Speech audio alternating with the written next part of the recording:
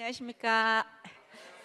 피곤하신 또 몸을 이끌고 이렇게 또 말씀에 사모하는 마음으로 이 자리에 오신 여러분들을 축복합니다. 오늘은 분열 왕국 시대 세 번째 시간, 마지막입니다. 안 좋아요?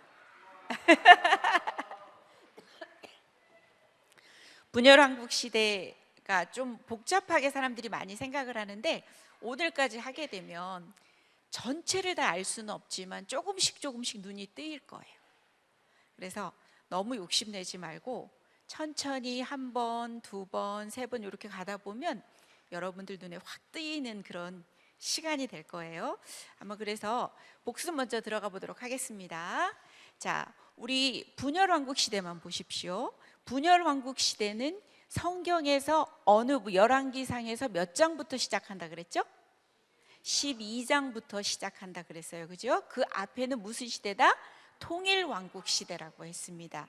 자, 그 열왕기상의 12장부터 나오는데 그 밑에 부분은 뭐라고 나와 있습니까? 역대하예요. 그죠? 관점이 다른 거예요. 그죠? 관점이 달라서 역대기들은 예배나 성전을 강조했다고 나왔어요. 여기는 몇 장부터 분열왕국이 시작된다고요?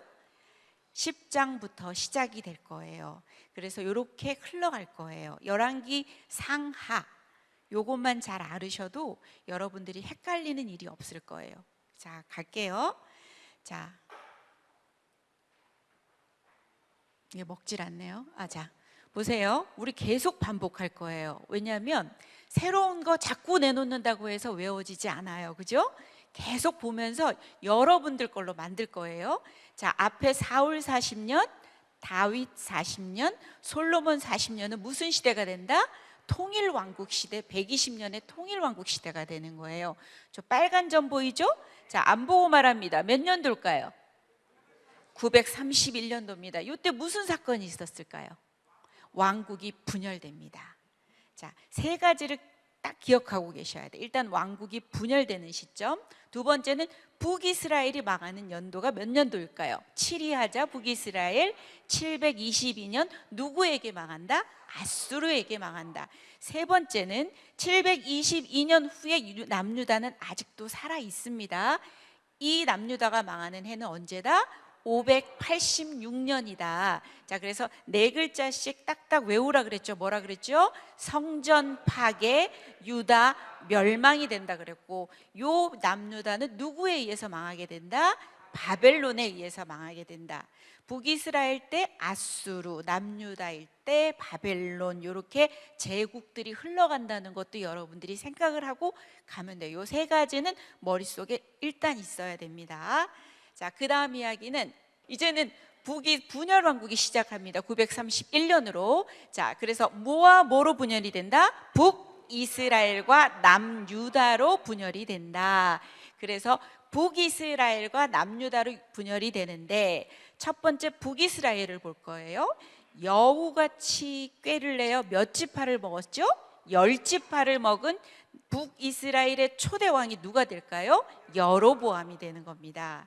그 다음에 아합이 나와요. 그죠? 제가 말했던 합시다 우상 숭배, 그래서 아합이에요. 아합의 부인은 누가 된다?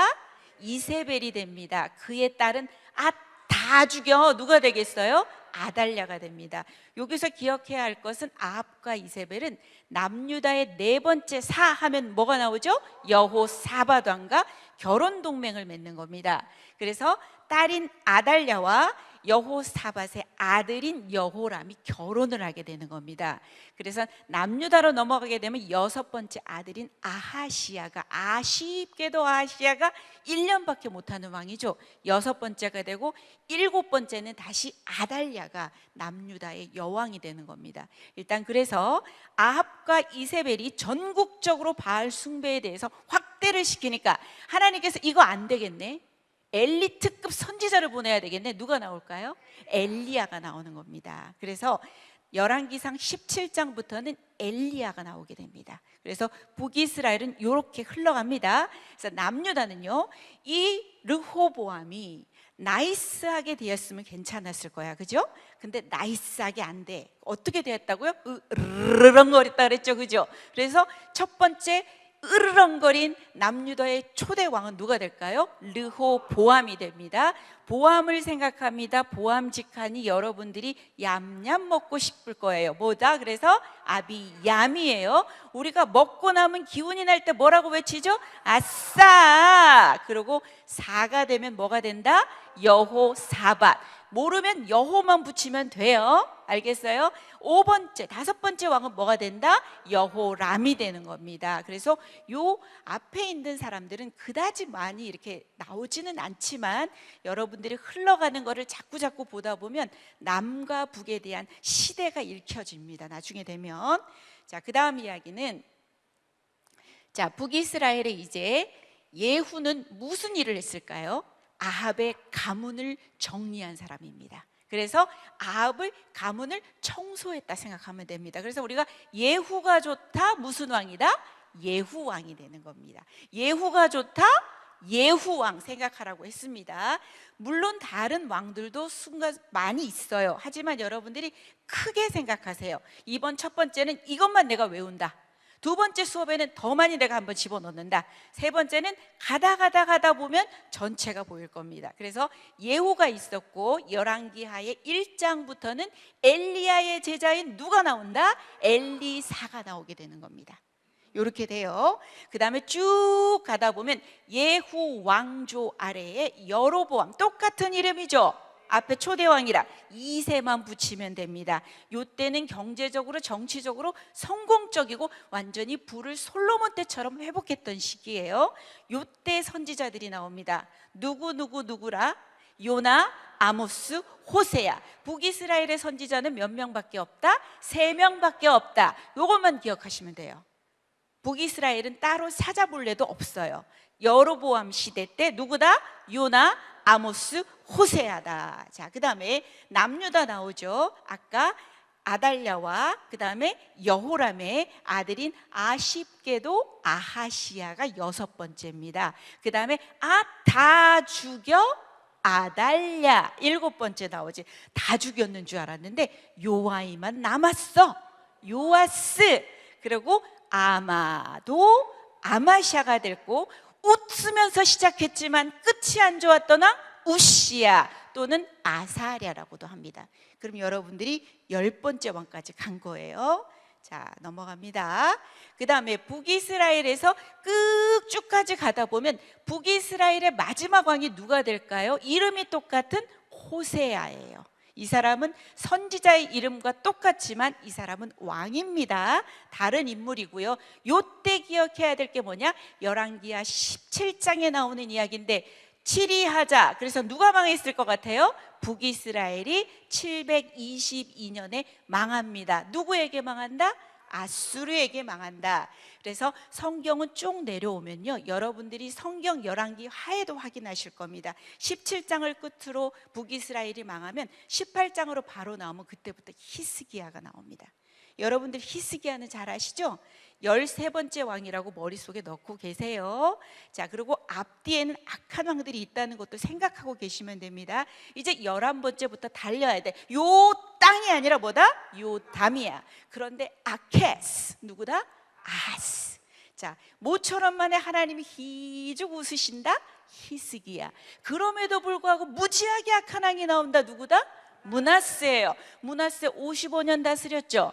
엄청 심심했을 거야. 심심풀이 아몬들을 좋아했을 거야. 그래서 아몬. 그래서 15번까지 이렇게 외울 수가 있는 거예요. 그래서 13번은 여러분들 머릿속에 딱 기억을 하고 계세요. 히스기야. 18장, 17장에서 북이스라엘이 망하고 내려오니까 18장에 히스기야가 되는구나. 이렇게 기억하고 있으면 됩니다. 자, 이제 16에서 20번 왕까지를 한번 들어가는 겁니다. 여러분들 요시야 아시죠? 자, 요시야 아시죠? 자, 요시야는 또 엄청나게 좋았던 선했던 왕입니다. 요시야를 기점으로 뒤의 왕들은 전부 다 지리멸렬이에요. 어디를 향해서 가고 있어요? 유다 멸망을 향해서 가고 있어요. 자, 요것도 외우는 법이 있지요. 요시야 다음에는 우리 앞에는 아케스를 아하스라고 했죠. 그 앞에다 그냥 여호만 갖다 넣으세요. 그럼 뭐가 될까요? 여호아스가 또다시 악한 왕입니다. 뒤로는 전부 다 악합니다. 그리고 뒤에는 김긴 시드기야. 그렇게 외우면 됩니다. 뭐라고요? 김긴 시드기야. 입에 익을 겁니다. 아주 찰떡같이 붙어요. 시작. 김긴 시드기야. 김긴 시드기야. 김긴 시드기야. 왜냐하면 이게 포로 시대 때도 김긴 시드기야를 계속 얘기할 거거든요. 그래서 김 앞에는 이번에는 여호만 붙이는 게 아니라 여호야까지 붙이는 겁니다. 그래서 여호야김, 그 다음에 여호야긴, 그 다음에 시드기야. 어려우니까 김긴 시드기야. 시작. 김긴 시드기야. 그래서 앞에다 여호야만 붙이면 됩니다. 16번이 누구라고요? 요시야. 머릿속에 딱 넣으세요. 13번은 누구였죠? 히스기야 넣으십시오. 히스기야와 요시야가 선한 왕으로 엄청나게 열왕기 하나 역대하에 보면은 많은 장수들을 차지할 거예요. 그러나 그 사이에 보면 악한 왕들이 그대로 있었다는 거. 자, 17번에 아케스 앞에 여호 붙이니까 뭐가 된다? 여호아스. 3개월밖에 못합니다. 그 다음에 누가 나올까요? 김 생각하면 앞에 여호야만 붙이면 되는 겁니다. 누구죠?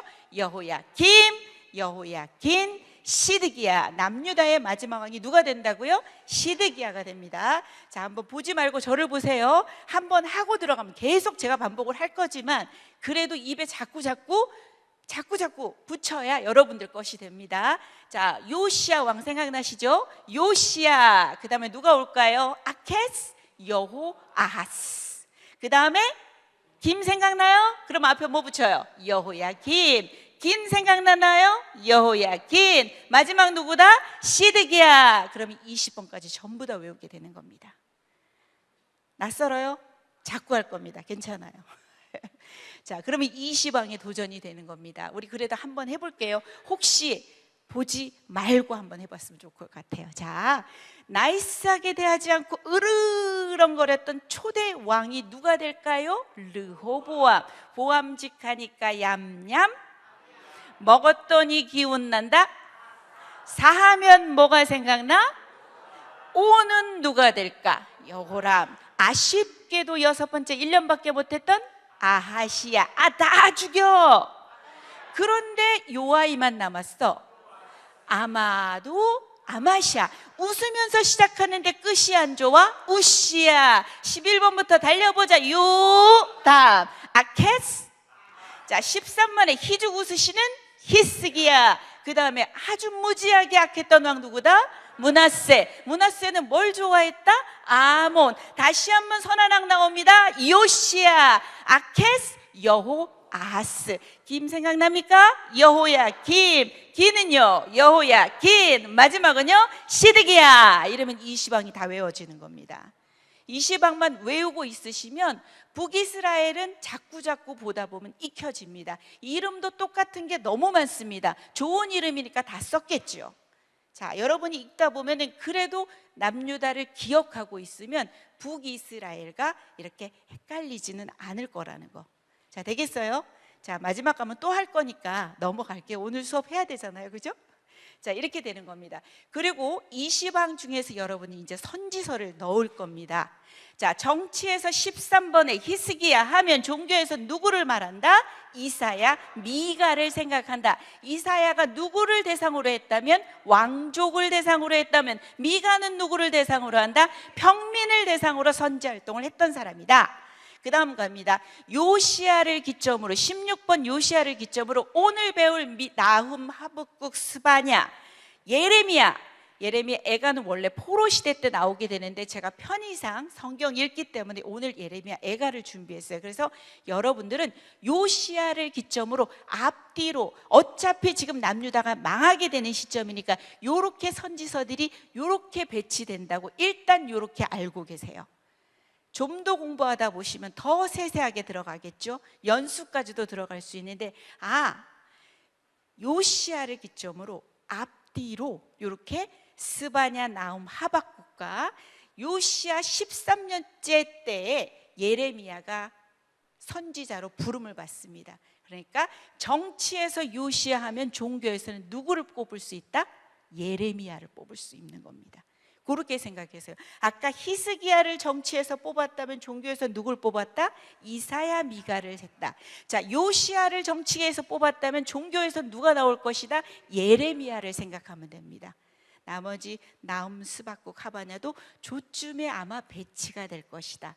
정확한 연도수는 스바냐는 요시야 때라고 정확하게 나오는데 나머지는 그렇게 정확하게 나오지는 않아요.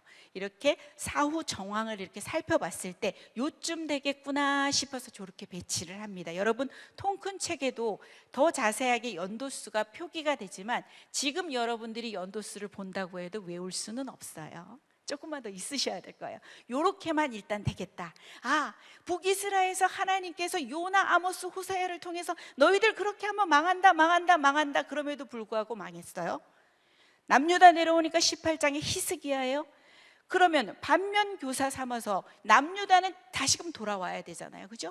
그러나 안 돌아옵니다. 이사야, 미가 보내십니다. 나움, 하박국, 스바냐 보내십니다. 예레미야 보내십니다. 그럼에도 불구하고 지리멸렬, 김긴, 시드기야로 망하게 됩니다. 이게 바로 열왕기하 25장까지의 내용이에요. 물론 또 이어집니다. 포로 시대로 넘어갈 거고 하니까. 그래서 요렇게만 일단 요렇게만 간단하게 기억을 했어요. 근데 공부하다 보면 여러분들이 더 정확하게 더 가까이 갈 수 있을 거예요. 자, 그래서 오늘 나홈에 대해서 한번 공부를 한번 해보도록 할게요. 자, 요나 하면 어느 도시가 생각이 나요? 요나. 니느웨는 어디의 수도였는데? 아수르의 수도였어요. 그러면 요나 하면은 니느웨에다가 회개를 선포하라고 막 했던 선지자잖아요, 그죠? 근데 이 나홈은요 니느웨의 멸망에 대해서 얘기를 합니다. 요나가 외친 지 100년 후쯤 됩니다. 자, 그래서 나훔 하면 니느웨 멸망, 거의 612년 정도를 잡습니다. 그래서 나훔 선지자를 한번 보겠습니다. 자, 니느웨의 멸망입니다. 나훔 하면 니느웨의 멸망, 그렇게 기억하고 있으면 됩니다. 그것만 기억을 하세요. 자, 1장, 2장, 3장밖에 내용이 없어요. 그래서 짧아요. 자, 1장은 니느웨 멸망을 선포하고 2장에는 설명하고 3장은 멸망의 당위성에 대해서 얘기를 할 거예요. 자, 선지서들은 주제가 뭐라 그랬어요? 제가 딱 두 가지라 그랬어. 처음에 공의로우신 하나님은 죄를 그냥 두고 보실 수가 없으니까 무엇 하신다? 심판하신다. 그런데 뭐 하신다? 사랑의 하나님께서는 회복하시는 거예요. 그런데 나훔에서는요 니느웨에 대한 회복에 대한 얘기는 아니에요. 그죠? 망한다. 너희들은 분명히 망한다. 악한 아수르 그 수도 니느웨 망한다. 이렇게 얘기하는 거예요. 자, 그래서 넘어가면 핵심 구절 여러분들이 한번 같이 읽어보도록 하겠습니다. 여호와는 시작. 여호와는 질투하시며 보복하시는 하나님이시니라. 여호와는 보복하시며 진노하시되 자기를 거스르는 자에게 여호와는 보복하시며 자기를 대적하는 자에게 진노를 품으시며, 이렇게 시작을 합니다. 핵심 단어는 니느웨가 됩니다. 니느웨는 어디의 수도가 된다? 아수르의 수도가 된다. 니느웨의 죄성에 대한 하나님의 심판에 대한 메시지들이 나올 겁니다. 자, 볼게요. 니느웨가 어떤 니느웨인지. 자, 노아몬이라는 것이 3장 8절에 가면 그 이름이 나와요. 어디였냐면 고대 이집트의 수도였대요. 거의 아수르에게 함락이 된 게 BC 한 663년경이라고 해요.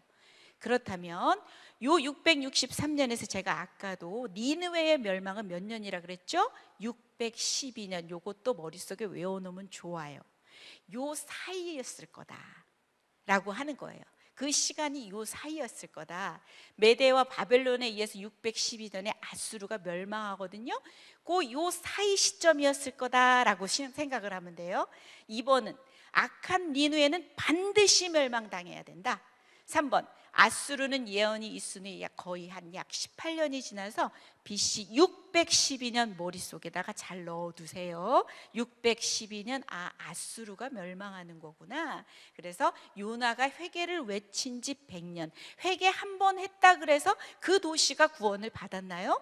그건 아니잖아요. 한 번의 회개가 정답은 아닌 거예요. 그죠? 우리는 끊임없이 죄와도 싸우고 끊임없이 회개하고, 그때 회개하고 이때는 망하는 겁니다. 이때 니느웨를 보면은 이렇게 나오죠. 그러니까 한 번의 회개가 전체가 모두가 해결되는 것은 아니라는 거죠.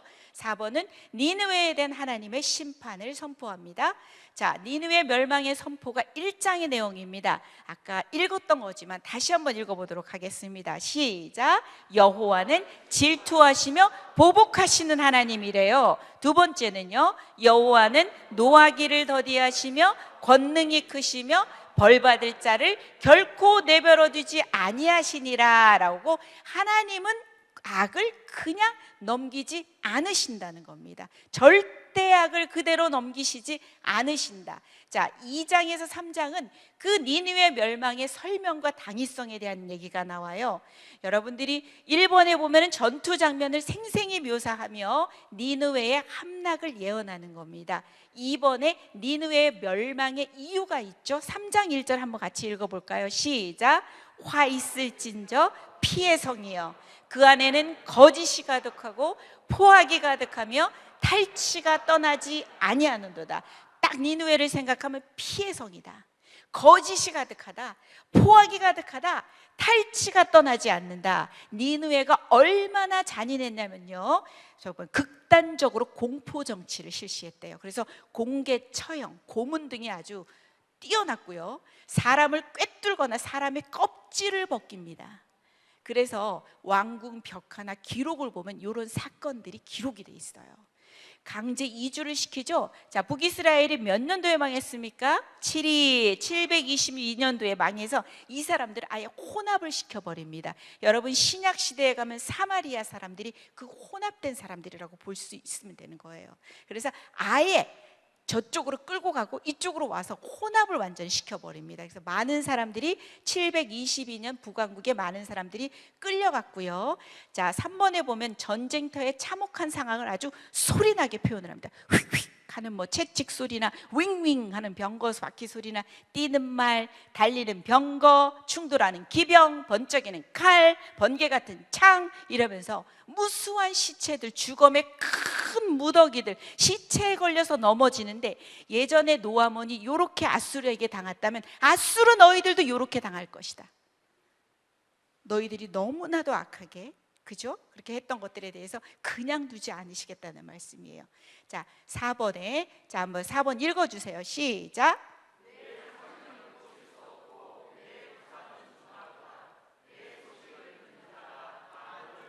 손뼉을 치나니 이는 그들이 항상 내게 행패를 당하였음이 아니더냐 하시니라.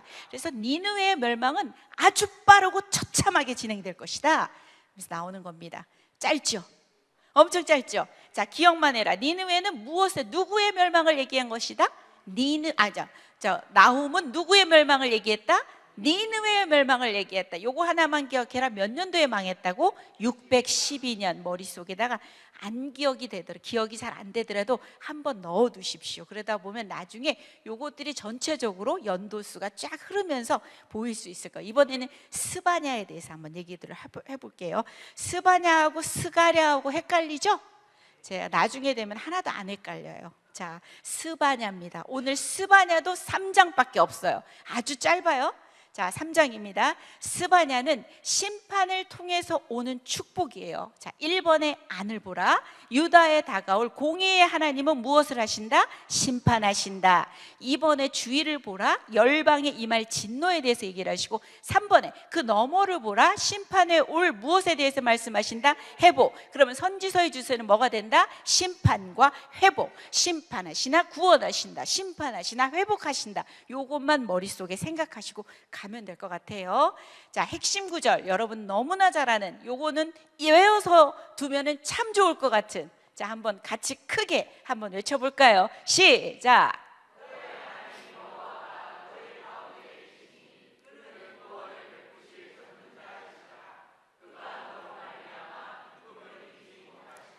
너를 잠잠히 사랑하시며 너로 말미암아 즐거이 부르며 기뻐하시리라.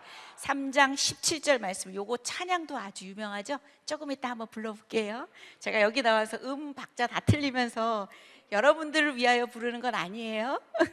하나님 앞에서 그냥 뭐 다 틀려도 그냥 제가 부르고 그 다음부터는 영상 안 보거든요. 무슨 일이 있었는지 나도 몰라요. 그냥 막 부르고 어떻게 지나갔는지 나도 몰라요. 자, 핵심 단어는 주의 날입니다. Day of the Lord에서 현실적으로 봤을 때는 유다가 바벨론에게 멸망하는 날입니다. 그리고 종말론으로 봤을 때는 그리스도가 오시며 통치하시는 날이 되는 거예요. 왜 스바냐가 요때쯤 그러면 됐을 것 같아요? 유다가 바벨론에게 멸망하는 시간이 지금 가까워오고 있죠. 그러니까 그때쯤 아마 기록이 됐을 거다. 요시야라고 분명하게 나옵니다. 이 스바냐는 시대를 정확하게 기록을 해놨어요. 1장 1절에 보면은 정확하게 그 시대의 왕들과 이렇게 딱 비교를 해서 나오거든요. 시간이 되면 한 번씩 전부 다 선지서의 1장 1절을 찾아보는 것도 상당히 유익이 됩니다. 근데 제가 여기 다 올려놨으니까 여러분들이 읽으실 때 확인하시면 됩니다. 누구하고 생각하면 된다? 요시야 왕하고 생각하면 된다. 요시야 왕은 몇 번째 왕이다? 16번째 왕이다. 이제 바야흐로 유다는 어떻게 가고 있다? 멸망을 향해 가고 있다. 자, 갑니다. 자, 스바냐는 여호와는 숨겨준다라는 의미를 가졌고요. 예레미야의 사역이 시작될 무렵에 유다 왕 요시야 시대 때 활약하는 거야. 정치에서 요시야 하면 종교에서는 아까 뭐라 그랬죠? 예레미야도 나오죠. 자, 스바냐도 요때 왕족 출신의 선지자예요. 3번에 보면 이런 준엄한 어투로 볼 때 요시야 개혁의 이전이었을 거라고 보는 거예요. 개혁을 한 622년을 보는데 그 이전이었을 것이다. 준엄하게 지금 이제 어투를 하고 있잖아요, 그죠? 요시야가 상당하게 대대적인 계획을 하는데 아마 그 이전이었을 것이다. 4번 우상 숭배로 인한 혼합주의, 사회의 부정 에 대한 메시지에 대한 그런 것들이 나오고요. 5번에 보면은 뭐 히스기야의 현손이요 이렇게 나오거든요. 왕족 출신의 선지자였다. 이사야도 동일했죠. 자, 그 다음에 유다에 다가올 심판에 대한 메시지를 1장에 나타납니다. 그래서 한번 보십시오. 1장 1절을 여러분이 이렇게 기록을 해놓은 거예요. 자, 아몬의 아들이잖아. 자, 무지하게 악했던 왕이 누구야? 므낫세. 무엇을 즐겨 먹었다고? 아몬. 그 다음에 누가 온다고? 요시야. 이렇게 16번째 요시야 시대에 누구에게? 스바냐에게 여호와의 말씀이 임한 거예요. 히스기야의 현손이래잖아요. 이런 걸로 봤을 때 왕족 출신이었을 것이다 얘기를 하는 거예요. 그러면서 2번에 보면 여호와의 큰 날이 가깝다, 가깝고도 빠르도다, 여호와의 날이 소리로다, 용사가 거기서 심히 슬퍼오는도다. 그 시대 때 보면 우상 숭배 들어가죠, 부패했죠, 하나님을 무시하죠. 이런 인한 죄로 인해서 분명히 심판이 임한다라는 메시지를 하고 있는 겁니다. 이 장에서는 열방에 임할 진노에 대해서도 얘기를 하는데요. 자, 2장 3절 한번 여러분 같이 읽어볼까요? 여호와의 규례를 시작. 여호와의 규례를 지키는 세상의 모든 겸손한 자들아, 너희는 여호와를 찾으며 공의와 겸손을 구하라. 너희가 혹시 여호와의 분노의 날에 숨김을 얻으리라. 심판이 오기 전에 회개하라는 메시지입니다. 끊임없이 심판을 말씀하시면서도 회개에 대한 메시지를 잊지 않으시는 겁니다. 이번에 보면 열방에 임할 진노들, 블레셋, 그렛 족속, 모압, 암몬, 구스에 임할 심판들에 대한 이야기들이 2장에 나옵니다. 그다음에 3장에 보면 3장에 1번에 보면 폐역하고 더러운 것, 포악한 그 성읍이 화 있을진저 하면서 3장 1절을 시작하는데 예루살렘의 상황을 얘기하는 겁니다. 이토록 유다가 이렇게 포악한 성읍, 폐역하고 더러운 곳, 이런 상황이라는 거예요. 그럼에도 불구하고 사랑의 하나님은 구원의 약속을 주십니다. 너의 하나님, 같이 읽을까요? 여호와가 너의 가운데 계시니 그는 구원을 베푸실 전능자이시라. 그가 너로 말미암아 기쁨을 이기지 못하시며 너를 잠잠히 사랑하시며 너로 말미암아 즐거이 부르며 기뻐하시리라 하리라. 3장 17절 요 말씀은 외워두세요. 외우시기도 하시죠? 자, 외우기 어려우면 찬양으로 부르시면 돼요. 자, 그래서 스바냐까지 왔어요. 첫 번째 선지자 우리 뭐 했죠? 나훔. 누구의 멸망을 얘기한다? 니느웨의 멸망. 스바냐의 구원의 회복의 약속을 하시는 하나님, 너의 하나님 여호와가 나의 하나님으로 한번 불러보세요. 나의 하나님. 한번 해볼까요? 시작. 나의 하나님 여호와가 어디 계셔요? 예, 가운데 계시니. 그는 어떤 분이십니까? 그는 구원을 베푸실 전능자시라.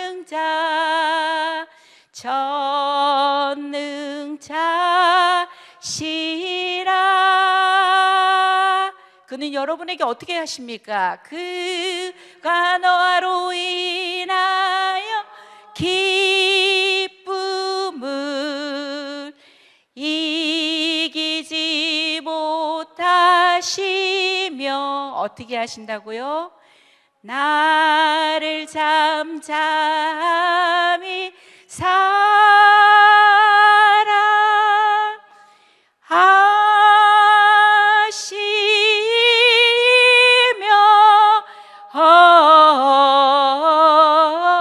즐거이 부르며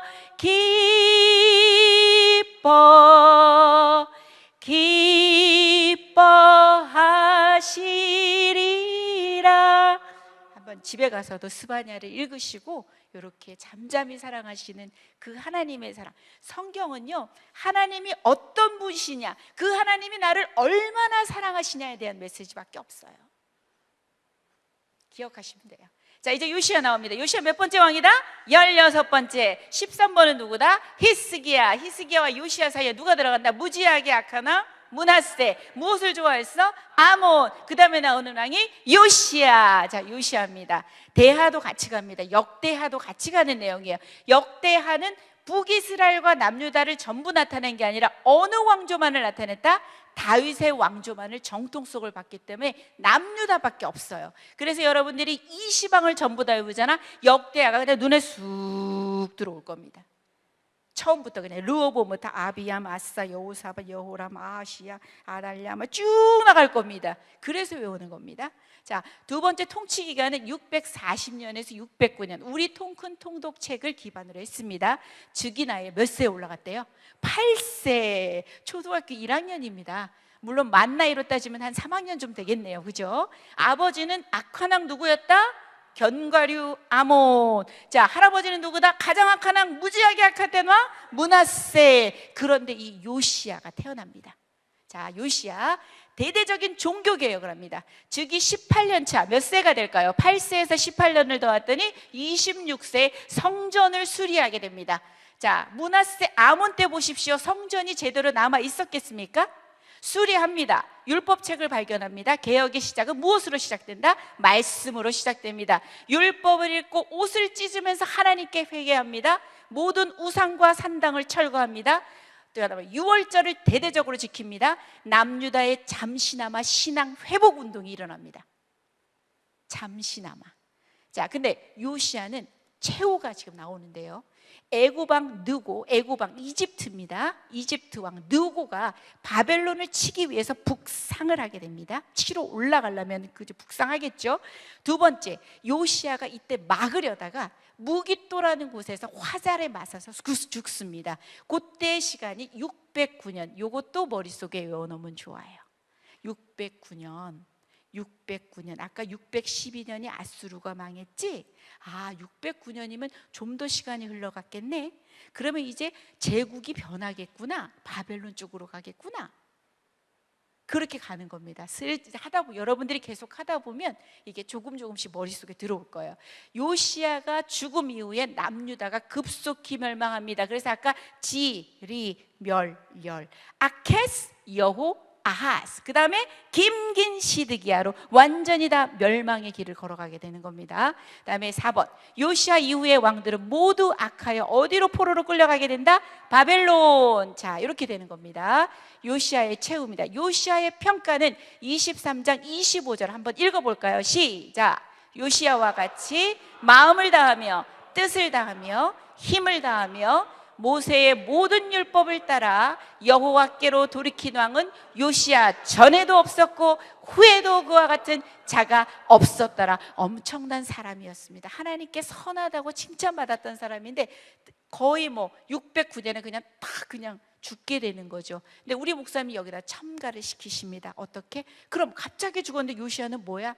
그때는 바로 요시야 키즈를 생각하시면 됩니다. 앞으로 다음 시간에 넘어가면 포로 시대가 나올 거예요. 자, 요시야 키즈들입니다. 다니엘이 나올 거고요, 에스겔이 나올 거예요. 622년에 요시야가 개혁을 하게 되죠. 그러면 아마 전국적으로 부모들에게도 신앙의 회복 운동이 일어났을 겁니다. 자녀들에게도 어떻게 하면 잘 가르치려고 애썼을 겁니다. 그 시대 때 아이들이 바로 다니엘, 에스겔. 그래서 요시야 키즈에 대한 이야기들을 우리 목사님은 요 설교하실 때 많이 하십니다. 자, 그러나 여호와의 진노를 돌이키지 않으셨으니 누구 무지하게 악했던 누구? 므낫세가 여호와를 경노하게 한 경노 때문이라 하면서 26절에 이렇게 표현을 합니다. 자, 이제 예레미야입니다. 자, 예레미야 요시야 때 정치적으로 요시야면 종교에서 누구를 생각하라고 했다? 예레미야를 생각하라고 했어요. 자, 소선지서들은 아까 우리 몇 개 배웠죠. 한번 얘기해 보세요. 첫 번째 니느웨의 멸망, 나훔. 그 다음에 너의 하나님 여호와가 스바냐. 그 다음에 나중에 이제 하박국도 얘기가 나올 건데 지금 먼저 예레미야로 들어가겠습니다. 예레미야 하면 무엇이 생각나요? 눈물 보여요? 자, 결혼했을까요? 네. 결혼도 못합니다. 결혼도 하지 말라 그러시거든요. 눈물의 선지자. 그 다음에 586에 무너지는 유다를 봐야만 했던 비운의 선지자. 그것을 보면서 지었던 시가 예레미야 애가 엄청나게 어떻게 보면 비운의 선지자, 눈물의 선지자, 고독의 선지자. 백성들은 이해할 수가 없어. 그 메시지를 이해할 수가 없어. 그래서 예레미야를 엄청나게 핍박을 해. 힘들었던 선지자입니다. 자, 예레미야 그래서 보다 보면 정말 자기는 그 사명을 감당하기가 싫은 거예요. 그런데도 어찌할 수 없는 여호와의 말씀이 내 속에서 불 붙는 것 같이 일어나서 내가 할 수밖에 없는 그 시간, 그 마음들을 예레미야 안에서도 또 얘기를 해요. 그래서 예레미야를 보시면 심판과 회복입니다. 대선지서지만 무조건 심판과 회복의 메시지를 두 개를 생각을 하고 보시면 돼요. 그리고 요렇게 흘러가는구나. 처음부터 내가 요걸 전부 다 이해할 수는 없겠구나. 그러나 말씀하시는 것은 죄에 대한 심판과 그럼에도 불구하고 하나님께서 우리를 회복시키겠다는구나. 그거를 머릿속에 딱 잡으시고 가시면 두 번, 세 번 읽어가다 보면 하나님의 마음을 더 느낄 수가 있을 거예요. 예레미야 부름은 1장에서 나옵니다. 그리고 일반적이고 시간의 표시가 없는 예언들이 20장까지 진행이 되고요. 결과는 20장으로 얘기가 나올 거예요. 우리 내용은 들어가서 살펴볼게요. 그 다음에 이제는 시간 표시가 있어요. 그리고 특정 예언들에 대해서 39장까지가 나와요. 진흙 구덩이에 갇히기도 하고 예루살렘의 함락에 대한 소식도 나올 거예요. 3번에는 예루살렘 멸망 후의 예언들까지도 나오는데요. 유다인들이 예레미야 예언에 더 완강해집니다. 그리고 마지막에 열방에 대한 예언들을 하게 됩니다. 52장까지 예루살렘은 몇 년에 망합니까? 586년. 누구에게 망합니까? 바벨론에게 망합니다. 자, 그래서 예레미야는 하나님이 세우신다라는 뜻이에요. 그 의미가, 이름이. 그래서 요시야를 아까 640년부터 봤잖아요. 13년째에 불렀다고 하면 거의 627년부터 시작한다고 보는데 이런 거 여러분 머릿속에 넣지 마세요. 헷갈립니다. 이것도 저것도 안 되니까 나중에 보시다 보면 저것도 들어올 겁니다. 그래서 586까지 잡아놨어요. 이사야보다는 저 100년 후에 활약한 선지자입니다. 메시지 자체가 다릅니다. 그래서 아마 충돌이 엄청나게 일어났던 것 같습니다. 어떻게든 그 예루살렘은 하나님의 성전이고 하나님의 성전은 결코 무너질 리가 없다. 하나님이 결코 떠나실 리가 없다고 하는데 예레미야는 뭐라고 얘기합니까? 너희들 바벨론에게 항복해야 돼. 70년 동안 잡혀가야 돼. 이 얘기를 계속하니까 충돌이 일어나는 겁니다. 엄청나게 힘들었던 선지자죠. 그래서 아수르의 세력이 약해집니다. 그러면서 누가 떠오른다? 바벨론이 떠오르는 거야. 신흥 바벨론이 새로운 유다의 위협 세력으로 등장을 하게 되는 겁니다. 아수르를 넘어서 이제 누구로 간다? 바벨론으로 가게 된다. 자, 유다의 마지막 5명의 왕 있었죠. 요시야, 그 다음에 아케스, 여호아하스, 그 다음에 긴 시드기야. 요렇게 30년 임박할 재앙에 대해서 경고해도 아무 소용이 없습니다. 이제는 완전 지리멸렬의 완전 망조를 향해서 가는 겁니다. 6번은 유다는 애굽과 바벨론의 강대국 틈새에서 아주 이렇게 봤다 갈팡질팡 결국 누구에 의해서 망하게 된다? 바벨론에 의해서 몇 년에 망하게 된다? 586년에 망하게 된다. 7번째, 예루살렘의 멸망을 목격했습니다. 비운의 선지자입니다. 시간 순서로 되어 있지 않아서 여러분들이 예레미야를 읽을 때 어렵게 느끼시는 겁니다. 저도 어렵습니다. 계속 읽으시면 그 하나님의 마음을 느끼시면 될 것 같아요. 얼마나 마음이 급했겠어요. 이사야 보내, 야 미가 보내, 야 나훔 보내, 스바냐 하박국 보내, 예레미야 보내. 그런데 어떻게 돼서 결국은 586에 망한다는 겁니다. 하나님의 마음은 끊임없이 우리 백성들에게 돌아와 계속 말씀하시는데 이 백성들은 도대체 알아들을 수가 없습니다. 자, 5왕에 대해서 잠시만 소개하겠습니다. 여러분들은 그 왕들만 기억하고 있으시면 됩니다. 이름이 다르기 때문에 소개시켜 주려고 하는 겁니다. 16번째 누구다? 요시야, 아케스, 여호아스, 그 다음에 여호야, 그 다음에 누구다? 시드기야를 마지막으로 남유다는 망한다. 요시야는 선한 왕으로 되고 여호아스는 살룸이라고도 얘기가 나와요. 여러분들 성경 읽다 보면 이렇게 이름이 다른 표현이 나올 거예요. 여호야김은 어떻게 나온대요? 엘리야김으로 이렇게 나옵니다. 자, 여호야기는 뭐라고 이름이 나온대요? 여고냐라고도 하기도 하고 또 뭐라고? 고니야라고도 한다는 겁니다. 그 다음에 시드기야는 뭐라고 얘기한다? 맏딸이하고 요시야의 막내입니다. 어떻게 보면 여호야긴의 숙부가 되는 거죠. 이렇게 되면서 지리멸렬하게 끝납니다. 자, 요시야, 그 다음 누구죠? 여호아스, 그 다음 여호야김, 그 다음에 여호야긴, 그 다음에 시드기야. 여호아스 3개월밖에 못해. 여호야김 11년, 여호야긴 3개월 10일, 시드기야 11년. 그래서 김할 때 소리 크게 11년 3개월 약하게 요시야, 여호아스, 여호야김, 여호야긴, 시드기야. 이렇게 연도수도 11년 3개월 11년 이런 식으로 갈 겁니다. 그래서 그것만 잘 기억하시면 되는데 대부분 바벨론 포로로 끌려가게 됩니다. 시드기야는 아예 자기 보는 눈앞에서 아들들을 죽입니다. 너 볼 거 다 봤지? 그래서 두 눈을 다 뽑아가지고 이제 끌려가는 겁니다. 사슬에 묶여가지고. 엄청나게 하여튼 잔인하게 이렇게 나오는 장면들이 여러분들 열왕기 하에 보면 기록이 되어 있습니다. 요 5왕들 지리멸렬 이렇게 생각하고 있으면 됩니다. 자, 그 다음에 예레미야의 부르심으로 들어갑니다. 자, 정치에서는 요시야, 종교에서는 누가 된다? 예레미야다. 자, 5절 한번 같이 읽어볼까요? 시작. 내가 너를 모태에 짓기 전에 너를 알았고 배에서 나오기 전에 너를 성별하였고 너를 여러 나라의 선지자로 세웠노라 하시기로. 그런데 우리 예레미야는 어떻게 대답하지요? 뭐라고 말해요? 나는 아이입니다. 나는 말을 못해요. 마치 모세가 시내산에서 그죠? 하나님께서 애굽으로 보낼 때 나는 말을 못합니다. 그럼 네 형 있잖니? 대변자를 세우잖아요. 그렇죠? 그랬던 것처럼 9절에서 말씀하시잖아요. 같이 읽어볼까요? 시작. 여호와께서 그의 손을 내밀어 내 앞이 되시며 여호와께서 내게 이르시되 보라 내가 내 말을 내 입에 두었노라. 자, 선지자 예언자, 이 예언자는 앞에 일을 얘기하는 게 아니라요, 여러분들 은행에 가면 돈을 집어넣는 걸 뭐라 그래요?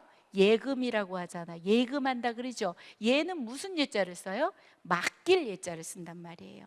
요 선지자, 요 예언자들은요 하나님의 말씀을 그 입에다 맡기는 겁니다. 그래서 네 입에다가 내가 할 말 다 너 입에다 줄게. 그러면서 두렵지만 하나님이 친히 말씀을 주심으로 너의 앞길을 같이 가고 보호할 것이라고 약속을 해주시는 겁니다. 예레미야의 부르심은 1장입니다. 이사야의 부르심은 몇 장이었을까요? 6장에 나오죠.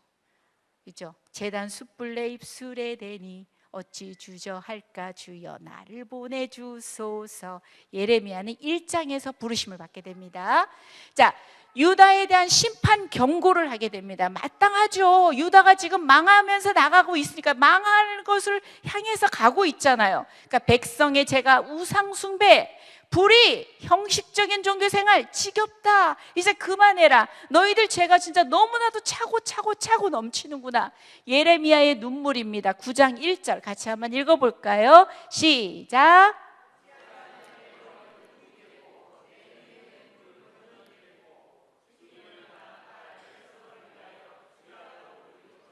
예레미야의 깊은 슬픔과 애통입니다.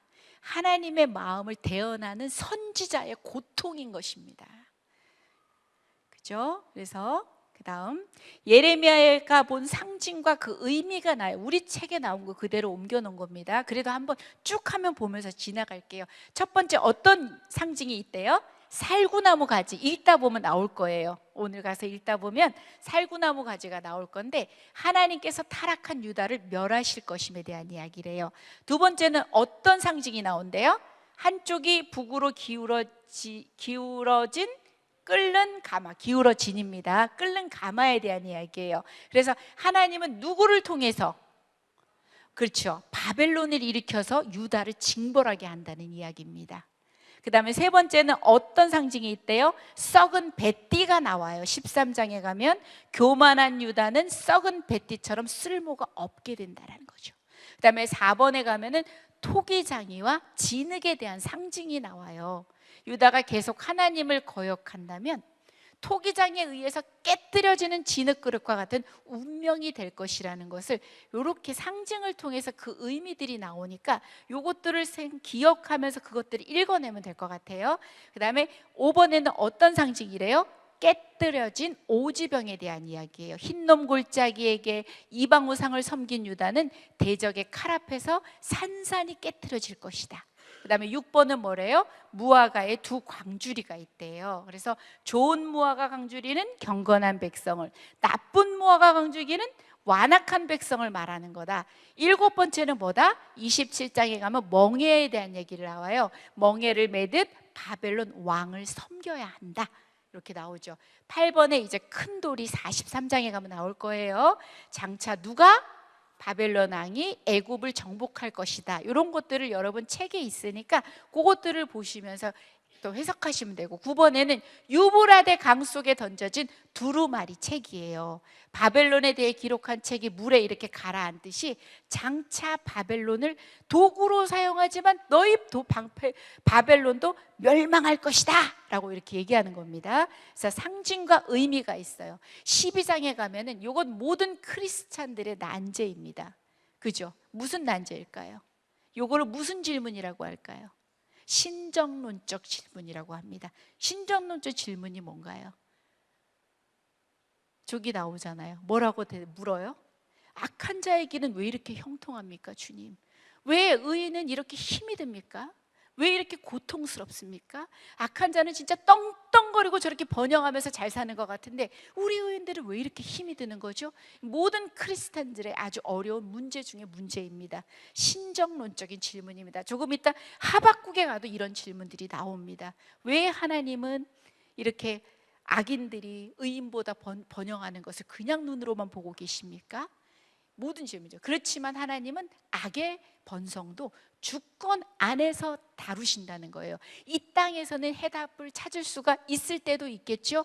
대부분 어렵습니다. 이해할 수 없습니다. 왜 나에게 이런 고통이 오는지, 왜 내가 이 슬픔을 당해야 되는지, 왜 내가 이 아픔을 당해야 되는지, 그 문제도 껴안고 하박국이 껴안고 고민하고 씨름했던 게 바로 하박국 선지자였거든요.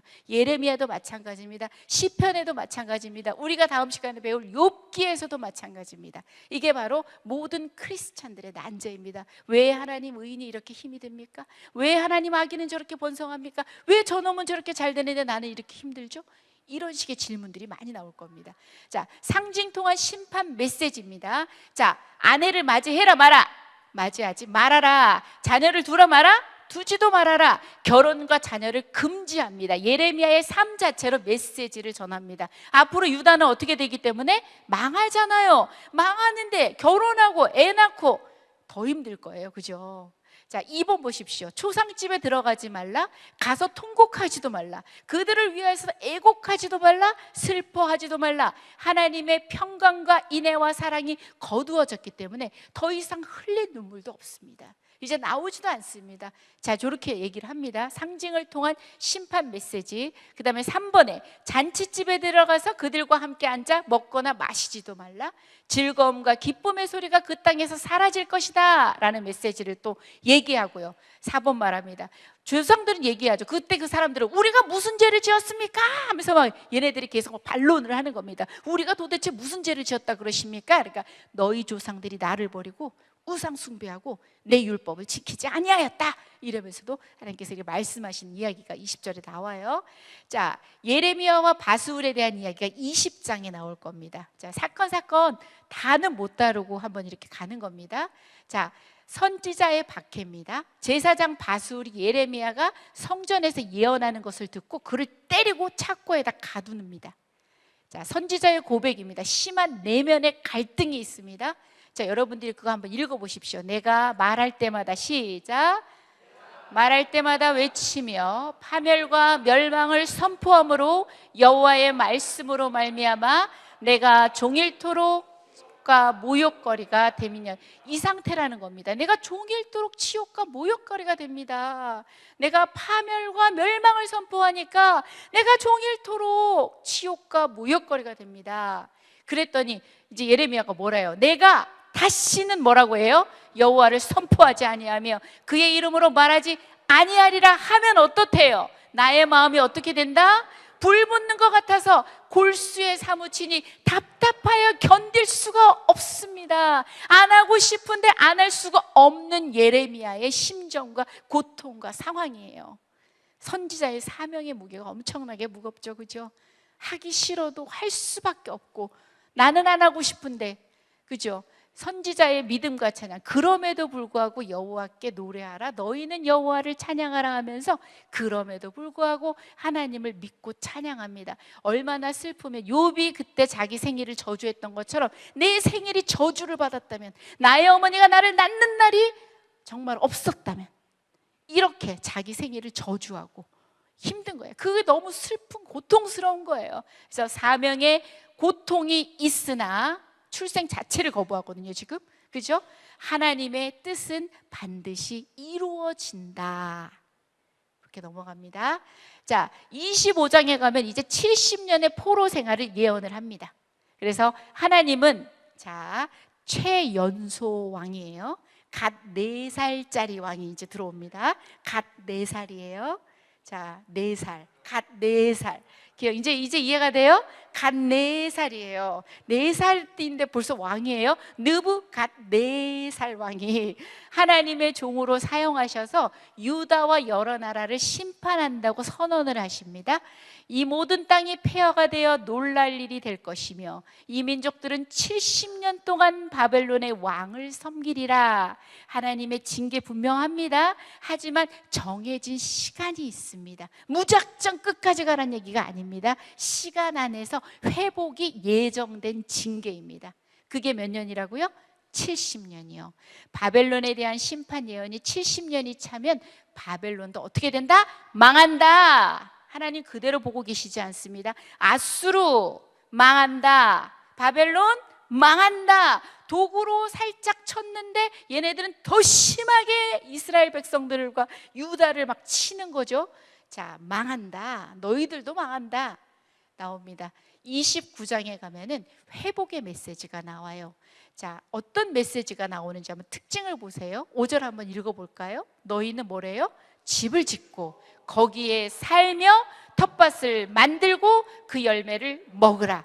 6절에는요, 아내를 맞이하고 자녀를 낳으며 너희 아들이 아내를 맞이하며 너희 딸이 남편을 맞아 그들로 자녀를 낳게 하며 너희가 거기에서 번성하고 줄어들지 아니하게 하라. 자, 어떻게 보면 그 당시의 메시지가 이해가 되지 않겠죠. 하나님, 예루살렘 성전은 여기 있는데 하나님 여기 계시는데 왜 우리가 망해? 고대 근동에서는 어떻게 보면 전쟁에서 진다는 것은 신이 패한다는 거나 마찬가지거든요. 그죠? 이해가 안 가는 거야. 절대 이해가 안 가는 거죠. 7절에 보세요. 너희는 내가 사로잡혀 가게 한 그 성읍에 무엇을 구하라? 평안을 구해라. 그래야 너희도 평안하게 살 수 있다. 이렇게 얘기하는 거예요. 여호와께 기도해라. 그 우리를 그렇게 포로 잡아가고 힘들게 할 그 민족을 위해서 기도하라고 나오잖아요. 너희 그 나라가 평안해야 너희도 평안할 것이다 하면서 요 메시지들 때문에도 어떻게 보면 이해가 되지 않을 겁니다. 그죠? 하나님이 꼭 구할 것만 같은데 아니야. 메시지 자체가 너희들 포로 항복하고 70년 그냥 바벨론으로 가거라 이 얘기예요. 거기 가서 애 낳고 살림 살고 농사 짓고 다 하란 얘기인 겁니다. 70년 동안. 그죠? 자, 하나님의 마음이 29장에 나옵니다. 물론 모두 다 하나님의 마음입니다. 그죠? 그래서 노란색 글씨가 뭐가 나오죠? 바벨론에서 몇 년이 차면? 70년이 차면 어떻게 한다고 나와요? 너희를 이곳으로 돌아오게 하리라. 그 다음에 11절 보실까요? 같이 한번 읽어보겠습니다. 여호와의 본심입니다. 시작. 여호와의 말씀이니라. 너희를 향한 나의 생각을 내가 아나니 평안이요 재앙이 아니다. 너희에게 미래와 희망을 주는 것이다. 이게 하나님의 본심입니다. 너 한번 당해봐라. 너 이렇게 말 안 들어? 당해볼래? 이게 아니라 미래와 평안을 주시는 것이라고, 희망을 주시는 거라고 얘기하고요. 그 다음에 12절 같이 읽어보겠습니다. 시작. 너희가 내게 부르짖으며 내게 와서 기도하면 내가 너희들의 기도를 들을 것이요. 13절. 너희가 온 마음으로 나를 구하면 나를 찾을 것이요 나를 만나리라. 그러면서 하나님의 진심인 거예요. 너희들 찾아, 나를 좀 제발 좀 찾아줄래? 내가 만날 거야. 너희를 향한 내 마음은 재앙이 아니야. 미래를 주고 희망이 되는 메시지야. 그러면서 그 얘기를 계속 하고 계시는데 이 백성들이 알아들을 리가 없습니다. 자, 31장에 가면 새 언약에 대한 메시지가 나오죠. 여러분들 요거 새 언약에 대한 것들 많이 들어보셨죠? 1절 같이 한번 읽어볼까요? 시작. 여호와의 말씀이니라. 보라, 날이 이르리니 내가 이스라엘 집과 유다 집에 새 언약을 맺으리라. 이번에, 예전의 언약은 돌판에 새겨진 언약이었다면 이번 말씀으로 가겠습니다. 2절 시작. 이 언약은 내가 그들의 조상들의 손을 잡고 애굽 땅에서 인도하여 내던 날에 맺은 것과 같지 아니할 것은 내가 그들의 남편이 되었어도 그들이 내 언약을 깨뜨렸음이라. 여호와의 말씀이니라. 남편이 되었어도 깨뜨렸다는 겁니다. 그러나 읽겠습니다. 시작. 그러나 그날 후에 내가 이스라엘 집과 맺을 언약은 이러하니 곧 내가 나의 법을 어디에 둔다? 그들의 속에 두며 그들의 마음에 기록하며 나는 그들의 누가 되고 하나님이 되고 그들은 무엇이 된다? 나의 백성이 될 것이다. 여호와의 말씀이니라. 돌에 새겨졌다면 이제 우리의 마음, 신비에 새겨지는 겁니다. 우리 마음에 새겨진다는 거야. 이제 더 이상 안 되니까 우리 속에 오신다는 겁니다. 그죠? 나중에 이 말씀이 신약에서 성취가 되는 거잖아요. 그리스도를 통해서 성취가 되는 거고, 우리는 더 이상 율법을 지켜야지가 아니라 성령을 통한 자발적인 순종으로 우리가 나가게 되는 거죠. 그죠? 새 언약의, 죄송해요, 약 먹을 시간입니다. 아니 이럴 수가. 자, 그래서요, 이렇게 새 언약에 대한 메시지가 31장에 이렇게 나와요. 31절 외우기도 쉬워요. 3일 이렇게 하면 돼요. 3일 맞죠? 31장 31절에부터 33절이잖아요. 3일 이렇게 외워두면 돼요. 새 언약 31장에 계속해서 나오죠. 그래서 그들이 다시는 각 이웃과 형제를 가르쳐 이르기를 너는 여호와를 알라 하지 아니하고 이는 작은 자로부터 큰 자까지 다 나를 알기 때문이라. 내가 그들의 악행을 사하고 다시는 무엇을? 그 죄를 기억하지 아니하리라. 여호와의 말씀입니다. 그래서 첫 번째, 돌판이 아닌 어디에 새겨진다? 마음에 새겨지는 하나님의 율법이다. 두 번째는 뭐다? 예수 그리스도를 통해서 성취되는 새 언약이다. 세 번째는 뭐다? 복음의 은혜를 붙들고 자발적 순종의 삶을 살아야 한다. 자, 하나님 말씀에 대한 여호야김의 반응입니다. 이 시대에 여호야김이 들어갈 거야. 왜냐하면 우리가 외웠을 때 요시야, 여호아하스, 여호야김, 긴, 시드기야 들어가잖아요. 여호야김도 나올 것이고, 읽다 보면 여호야김도 나올 것입니다. 자, 보시면 시드기야도 나올 거예요. 그래서 김이 어떤 반응을 보이느냐, 말씀에 대해서. 자, 하나님께서 여호야김 4년에 두루마리의 말씀을 기록하라고 명령을 주십니다. 그러니까 누가 기록을 하게 되죠? 서기관 바룩이 기록을 하게 됩니다. 이제 바룩이 백성에게 말씀을 낭독을 합니다.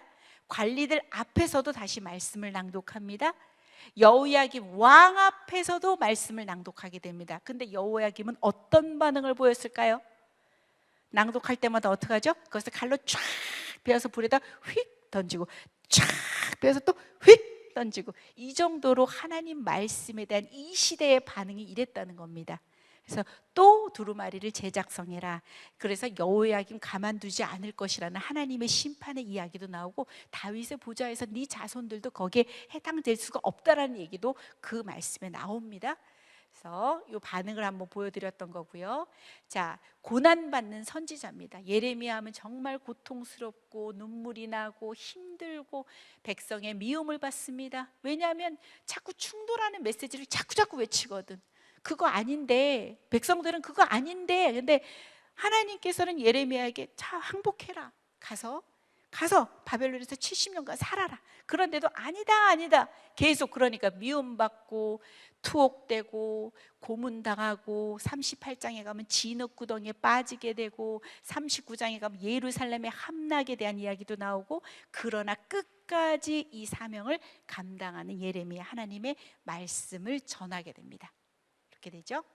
자, 유다의 멸망이 바로 52장에 나옵니다. 몇 년에 망한다? 586년. 누구에게 망한다? 바벨론에게 망한다. 유다의 마지막 왕은 누구다? 시드기야다. 김긴 시드기야, 요시야, 여호아스, 김긴 시드기야의 배반과 죽음이 나올 것이고요. 눈앞에서 아이들의 죽음을 목격합니다. 그랬더니 바벨론 왕이 그러겠죠. 너 볼 거 다 봤지 이제? 그러면 이제 두 눈을 쫙 뽑아가지고 노사슬에 결박되어서 포로로 잡혀갑니다. 그러면서 마지막 시드기야 왕은 저렇게 포로로 잡혀가고요. 두 번째는 여호와의 성전은 우리가 외울 때도 그랬죠. 성전 파괴, 불 사르고 성벽을 헐고 모두 가져갑니다. 금도 가져가고 은도 가져가고 다 가져가게 되는 거죠. 유다 백성이 이제 바벨론으로 사로잡혀 가게 되는 겁니다. 그게 바로 52장의 예레미야에도 나오고요, 열왕기 하 25장에도 동일하게 예루살렘의 함락과 그 다음에 유다의 멸망 스토리가 동일하게 나옵니다. 그래서 여호야긴의 석방은 어떤 면에서 되게 중요합니다. 우리가 이 분열왕국 시대 다음에는 어느 시대가 올까요? 포로로 잡혀가겠죠. 70년간. 거기서 끝날까요? 하나님이 또 어떻게 시키죠? 기한을 시키십니다. 자, 여호야긴이 석방이 됩니다. 우리가 김긴 시드기야 생각나요? 요 긴이요, 사로잡혀간 지 37년, 곧 바벨론의 에윌무로닥 왕의 즉위 원년 12째 달 25째 날에 유다의 여호야긴 왕의 머리를 이렇게 들어주셨고 감옥에서 풀어주는 사건이 나옵니다.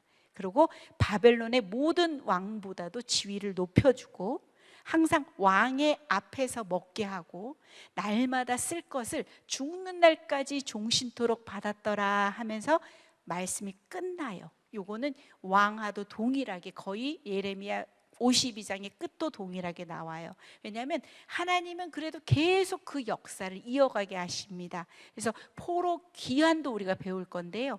자, 여호야긴의 석방에 대한 이야기도 이렇게 나와요. 자, 그 다음에 이제 우리 예레미야 애가입니다. 52장까지 있어요, 예레미야가. 그죠? 예레미야가 52장까지 있는데 어떤 관점으로 받아?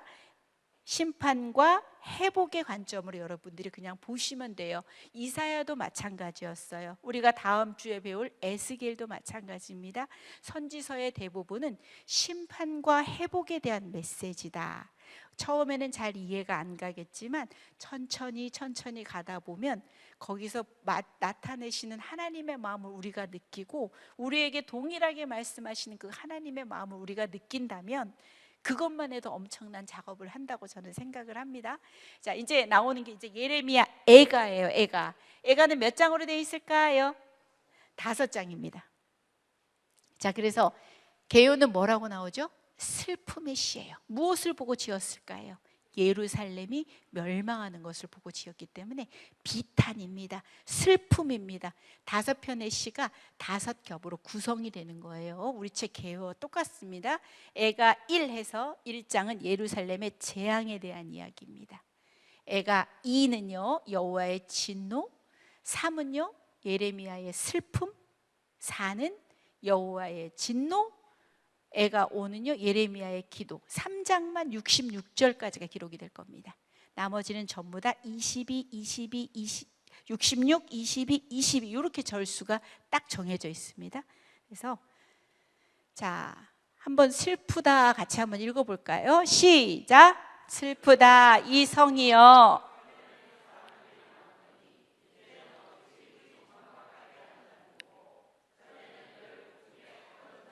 이제는 과부같이 되었고 전에는 열방 중에 공주였던 자가 이제는 강제 노동을 하는 자가 되었도다. 적막하게 앉아있는 예루살렘, 슬프다 이 성이요.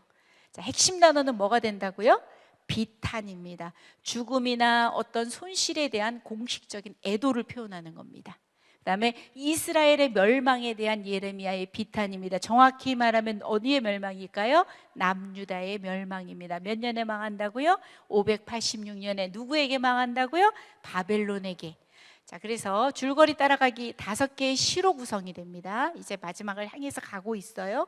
자, 끝내면 하박국 한번 하고 나면 여러분들 같이 이제 쫙 한번 복습 한번 할 거예요. 자, 2번은 보면 예루살렘 멸망이 586년입니다. 그 다음에 그런 대파괴와 비탄에 대한 마음을 찢는 외로운 부르짖음을 나타내는 겁니다.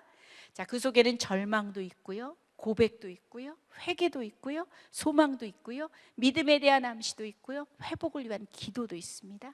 4번은 뭐냐면 통곡의 벽 있잖아요, 그죠? 예루살렘에 가면 통곡의 벽이잖아요. 저도 한번 꼭 가야 되는데, 그죠? 거기 통곡의 벽에서 태양월 기준으로 7월 9일에 느부갓네살이 성전을 파괴한 날이에요. 그날 거기서 5개의 시를 낭송을 한대요, 유대인들이. 그렇대요. 우리 책에 나오더라고요. 애가 1장에서는 예루살렘의 재앙에 대해서 얘기를 합니다. 우리 아까 읽었죠. 뭐냐면 한때 번성했던 그 예루살렘이 이젠 죄로 인해서 고통을 받고 모든 민족에게 조롱을 당하는 모습이 표현되는 겁니다. 요거는 아마도 여러분들이 좀 쉬운 성경이나 이런 것들 읽어 나가시면 좀 더 도움이 되지 않을까 싶어요. 그죠? 또 시잖아요, 어떻게 보면. 그죠? 그래서 애가 2장은 진노와 징계, 여호와의 진노와 징계에 대해서 얘기합니다. 2장 20절 같이 읽어보겠습니다. 시작. 여호와여 보시옵소서, 주께서 누구에게 이같이 행하셨는지요. 여인들이 어찌 자기 열매 곧 그들의 낳은 아이들을 먹어오며 제사장들과 선지자들이 어찌 주의 성소에서 죽음을 당하리까. 오늘은 내 아이를 삶아먹고 내일은 너 아이를 삶아먹자 그랬더니 이 사람이 도망을 가버립니다. 이런 식입니다. 아이들을 잡아먹고, 보십시오, 제사장과 선지자들이 성소에서 죽임을 당한답니다. 그것들에 대한 비탄에 대한 내용들이 저기 나오고, 3장입니다. 탄식 중에라도 계속되는 하나님의 성실하신 인자와 긍휼에 대해서 얘기를 합니다. 그래서 3장 22절은 되게 또 많이 나오는 구절입니다. 22절 같이 읽어봅시다. 시작. 여호와의 인자와 긍휼이 무궁하심으로 우리가 진멸되지 아니합니다. 하나님의 성품은 인자와 긍휼이 무궁하시기 때문에 우리는 망하는 것 같으나 진멸되지 않습니다. 23절 시작. 이것들이 아침마다 새로우니 주의 성실하심이 크십니다. 그 그 다음에 33절로 넘어갈게요. 시작. 주께서 인생으로 고생하게 하시며 근심하게 하심은 본심이 아닙니다. 여러분들도 삶 살기 되게 고생스러우시죠? 근심도 많으시죠? 그렇지만 우리 그렇게 살기를 원하시진 않아요. 왜냐하면 하나님의 본심은 그게 아니라고 아까 예레미야에서도 너희들에게 미래와 너희들에게 소망이다. 너희들을 향한 나의 마음은 인자와 긍휼이고 성실이고, 그죠? 그럼에도 불구하고 하나님의 성실하심을 기억하고 소망을 품어라 얘들아. 자, 5장 넘어가면 회개와 회복의 간구가 나옵니다. 회개의 기도, 여호와의 5장 21절 같이 한번 읽어보겠습니다. 시작. 여호와여, 우리를 주께로 돌이키소서. 그리하시면 우리가 주께로 돌아가겠사오니 우리의 날들을 다시 새롭게 하사 옛적 같이 하옵소서. 진정한 회개가 회복의 출발점이 아닐까요? 그죠? 이렇게 5장으로 구성이 되었다. 이게 뭐라고요? 예레미야 애가가 되는 겁니다. 자, 그래서 우리가 이 찬양 알잖아요. 같이 한번 해볼까요? 주의 인자는 끝이 없고 그의 자비는 무궁하며 아침마다 새롭고 늘 새로우니 주의 성실이 큼이라. 성실하신 주님. 이게 바로 예레미야 애가 3장 22절부터 나오는 그 말씀이에요. 이제 하박국 하면 되는 겁니다. 그죠? 하박국 하면 이제 선지서 다 하게 되는 겁니다. 물론 뒤에 조금 더 남아 있긴 한데 분열 왕국 시대는 이렇게 마무리를 지을 거예요. 하박국. 자, 뭐가 나옵니까? 개요에 뭐라고 크게 한번 읽어보시죠. 시작. 의인은 그의 믿음으로 살리라. 경고와 환상과 기도에 대한 내용 3장밖에 없습니다. 자, 하박국. 자, 핵심 구절 2장 4절 같이 읽어보겠습니다. 시작. 보라, 그의 마음은 교만하며 그 속에서 정직하지 못하나 의인은 그의 믿음으로 말미암아 살리라. 자, 요 말씀은 구약이 바로 시초입니다. 맞죠? 요 말씀 어디에 나와요? 기록된 바 오직 의인은 믿음으로 말미암아 살리라 함과 같으니라. 로마서 1장 17절 말씀, 복음에 대한 얘기 나올 때 나오죠. 그 다음에 또 어디 나올까요? 갈라디아서에도 나옵니다. 3장 11절, 히브리서에도 나옵니다. 10장 38절. 자, 요거는 바로 마틴 루터의 종교개혁의 슬로건이었고요. 로마서의 중심 사상이기도 합니다. 뭐라고요? 의인은 그의 믿음으로 말미암아 살리라. 찬양도 있죠. 오직 믿음으로 말미암아 살리라. 요 찬양도 있잖아요. 그죠? 자, 핵심 단어는 다이얼로그입니다. 대화를 하는 거야. 이게 하박국하고 하나님하고 대화가 왔다 갔다 하는 거야. 하박국이 질문하고 하나님이 대답하고, 하박국이 질문하고 하나님이 대답하고, 하박국 선지자와 하나님과의 대화를 기록을 합니다. 하나님의 길이 이해가 되지 않을 때 하나님께 그의 관심을 끄는 한 가지 의로운 방법을 보여주는 거예요. 질문하고 대답하고 질문하고 대답하고, 이렇게 풀어나가는 겁니다. 질문하고 대답하고, 아주 더딘데 느린데 그럼에도 불구하고 질문하고 대답하고 하나님과 같이 앉아서 이야기를 풀어나가는 겁니다. 그래서 하박국의 의미는 뭐냐면 포용하다, 받아들이다, 껴안는 자라는 의미예요. 그 시대의 슬픔과 고통을 껴안고 씨름하고 고통하고 애쓰다가 결국에는 나중에 하나님을 껴안으면서 하나님 감사합니다 라고 끝나는 겁니다. 그래서 무화과 나 무잎이 마르고, 그게 바로 끝에 나오는 찬양이죠. 처음에는 의문으로 시작했지만 나중에는 뭐로 끝난다? 찬양으로 끝나는 겁니다. 그래서 1번 봤고요. 2번은 무엇을 안고 있는 사람이었다? 많은 의문을 안고 있는 거야.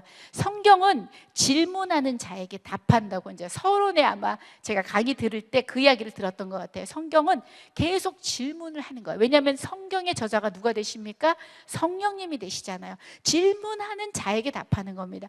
이 하박국도 많은 의문을 가지고 그것을 가만히 있었던 게 아니라 하나님과 주고받고 하면서 그것들을 풀어나가는 겁니다. 그래서 3번에 아까도 나왔죠. 신전목적 질문입니다.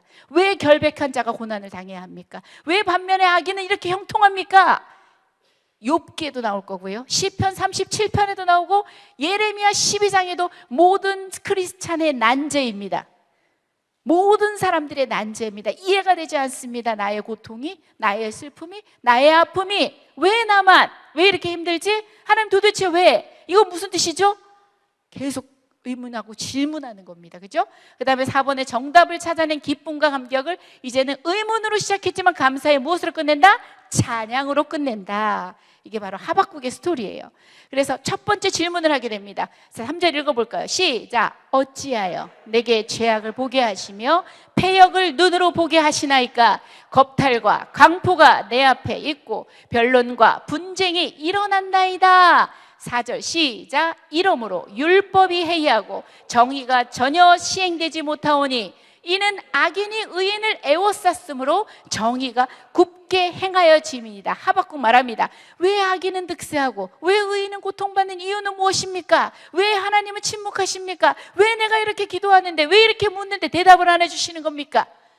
끊임없이 질문하고 있습니다. 왜 하나님은 어찌하여 하면서 이렇게 질문합니다. 하나님께서 응답하십니다. 보라, 시작. 보라, 내가 사납고 성급한 백성 곧 땅이 넓은 곳으로 다니며 자기의 소유가 아닌 갈대아 사람을 일으켰나니. 누구를 일으킨다는 얘기입니까? 바벨론을 일으킨다는 얘기니까. 그러니까 하박국도 거의 요시야 뒤쪽으로 가면 되는 겁니다. 왜냐하면 유다가 지금 바벨론에 의해서 먹힐 위험에 있습니다. 그죠? 갈대아 사람을 사용해서 유다 너희들 심판하겠다. 자, 두 번째 질문 들어갑니다. 자, 주께서는 눈이 정결하심으로 같이 읽을게요. 악을 참아보지 못하시며 패역을 참아보지 못하시거늘 어찌하여 거짓된 자들을 방관하시며 악인이 자기보다 의로운 사람을 삼키는데도 잠잠하십니까? 조금 전에 얘기했죠. 왜 악인을 그냥 두십니까? 의인이 고통당합니다. 근데 내가 바벨론에서 칠 거야. 왜 바벨론을 그렇게 사용하십니까? 바벨론 엄청 악하지 않습니까? 왜 바벨론을 사용하십니까? 바벨론은 악한데 왜 그들을 사용하십니까? 라고 질문하는 겁니다. 하나님 대답하십니다. 자, 3절 같이 읽겠습니다. 시작. 이 묵시는 정한 때가 있나니 그 종말이 속히 이르겠고 결코 거짓되지 아니하리라. 비록 더딜지라도 기다리라. 지체되지 않고 반드시 응하리라. 4절 시작. 보라, 그의 마음은 교만하며 그 속에서 정직하지 못하나 의인은 그의 믿음으로 말미암아 살리라. 하나님께서 말씀하시는 거예요. 비록 더디지만, 비록 늦는 것 같지만 악인은 반드시 심판받는다. 의인은 무엇으로 산다? 믿음으로 말미암아 살리라고 말씀을 하시는 겁니다. 네, 그렇게 말씀하시는 겁니다. 그래서 하박국의 찬양과 믿음의 고백입니다. 과거 하나님의 구원 역사를 기억하면서 쭉 3장을 읽어보시면 아마 그런 내용들이 나올 겁니다.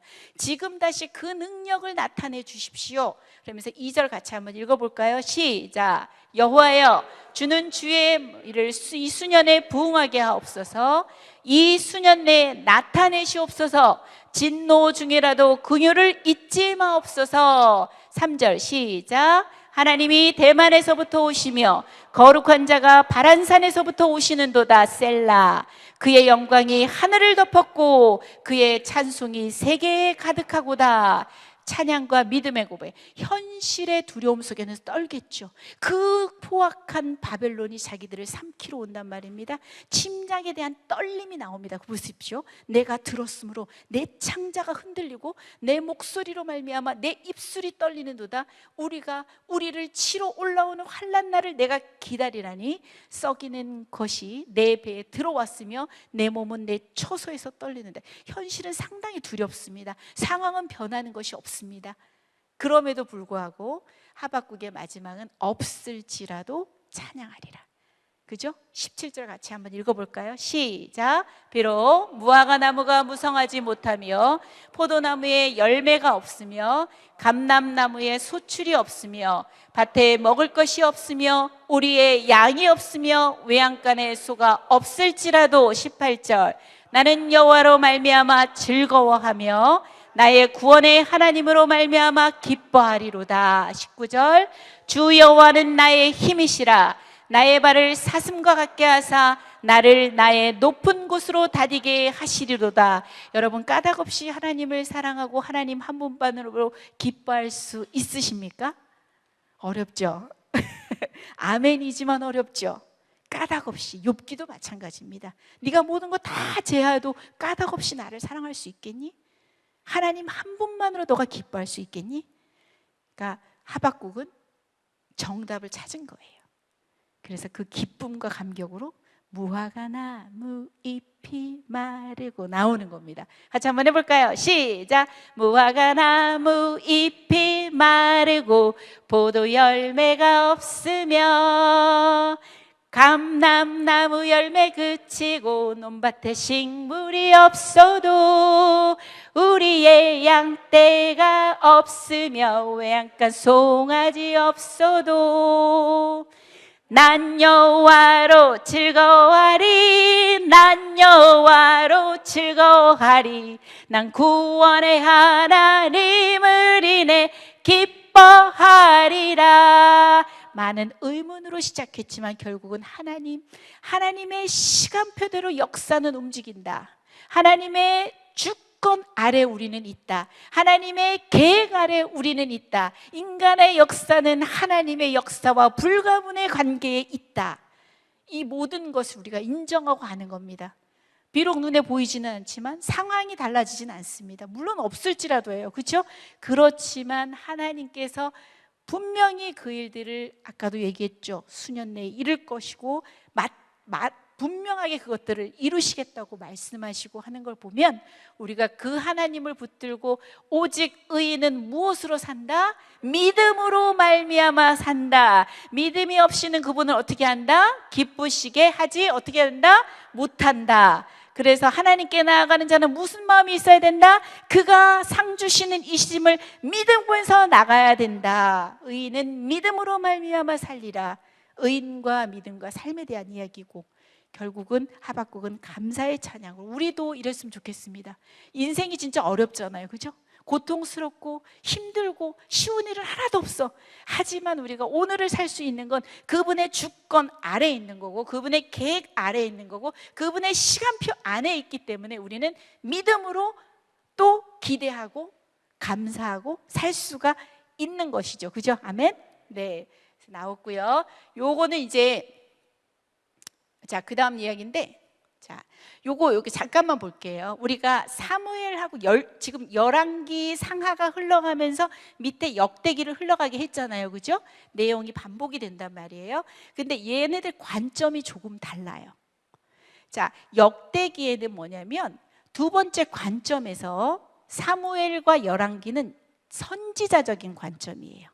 근데 역대기가 제사장적 관점이기 때문에 성전과 예배를 강조합니다. 우리가 역대상에서 1에서 9장까지가 족보의 이야기고 10장부터는 다윗의 예루살렘 정권에 관한 이야기를 하면서 무엇을 강조했다? 예배, 성전 이런 거 강조합니다. 그리고 기록의 범위는요. 역대기는 무엇만 얘기한다? 남유다만, 다윗 왕조만 정통으로 보는 겁니다. 그런데 비해서 열왕기는 뭐죠? 남과 북이 왔다 갔다 하면서 교차 연대기를 보여주고 있습니다. 강조점은 뭐가 될까요? 열왕기 쪽이 왕권이라면 역대기는 무엇을 강조한다? 성전을 강조합니다. 그래서 역대기는 뭐냐면 포로 귀환에서 보니까 이스라엘이 너무 황폐한 거야. 근데 이 사람들은 이렇게 의문이 들겠죠. 아직도 다윗의 언약은 우리에게 유효한가? 도대체 나는 어떤 백성이지? 이런 것들 때문에 고무적이고 새로운 충성심을 불러일으키기 위해서 격려하는 성격이 들어갑니다. 그래서 부정적인 내용들을 의도적으로 삭제를 합니다. 그런데 열왕기나 사무엘 같은 경우는 그냥 전부 기소, 공소, 죄를 부각시키는 거, 단순하고 진솔하고 객관적인 기록 이런 차이점이 있다는 거 그냥 다 모르겠으면 관점이 좀 다르구나 이렇게 기억하고 있으면 됩니다. 자, 우리가 이제